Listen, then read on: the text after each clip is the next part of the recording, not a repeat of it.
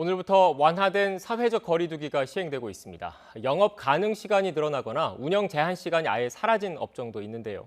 자영업자들은 대체로 환영하는 분위기인데 감염이 다시 확산하진 않을지 우려도 나오고 있습니다.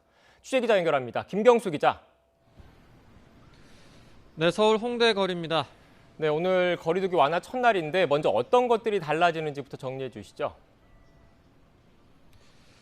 네, 지금 제가 나와 있는 이곳 서울 홍대 거리에서는 음식점이나 카페를 쉽게 찾아볼 수가 있습니다. 그동안은 밤 9시면은 손님에게 나가달라고 얘기를 해야 했지만 오늘부터는 1시간 더, 그러니까 밤 10시까지 운영을 할 수가 있습니다. 노래 연습장이나 실내 체육시설 등도 마찬가지로 밤 10시까지 운영을 할 수가 있습니다. 또 수도권 거리두기 단계가 2단계로 낮아지면서 영화관, PC방, 학원, 대형마트 등 다중이용시설의 영업 제한 시간은 완전히 사라지는데요. 이렇게 수도권에서 영업시간 제한이 사라지는 곳은 48만 곳에 이릅니다. 그동안 50명 미만만 모일 수 있었던 결혼식과 장례식의 경우엔 참석 제한 인원이 100명 미만으로 늘어납니다. 종교활동에 참여할 수 있는 인원의 수도 전체 좌석수의 20%까지로 좀 더 늘었습니다. 수도권 이외 지역의 경우엔 거리두기 단계가 1.5단계로 낮아지면서 식당과 카페, 노래 연습장, 실내 체육시설 등 52만 곳이 영업시간 제한을 받지 않게 됩니다. 또 비수도권에서는 결혼식이나 장례식장에 500명 미만까지 참석이 가능합니다.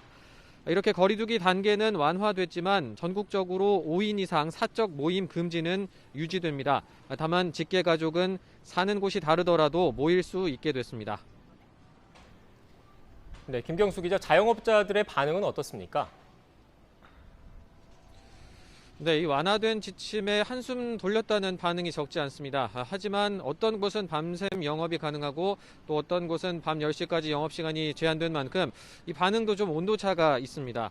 운영시간 제한이 아예 사라지는 PC방과 영화관, 학원 등에서는 매출 상승에 대한 기대감도 읽히는데요. 또 일부 실내 체육업계에서도 완화된 지침을 환영하는 분위기입니다. 다만 여전히 막막하다는 자영업자들도 있습니다.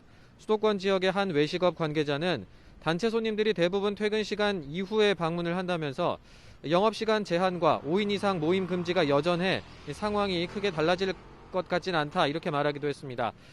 자영업자들의 피해를 고려해서 이 거리두기 조치가 완화되긴 했지만 업종별 특성을 고려해달라는 요구도 적지 않은 건데요. 하지만 수도권에서 확진자 규모가 줄지 않고 있고 설 연휴가 막 지났다는 점을 고려할 때 거리두기 완화는 성급했다는 우려도 있습니다. 코로나19 재확산으로 다시 거리두기 단계가 올라가는 상황을 막으려면 자영업자들과 시설 이용객들의 철저한 방역수칙 준수가 필요해 보입니다. 지금까지 서울 홍대 거리에서 전해드렸습니다.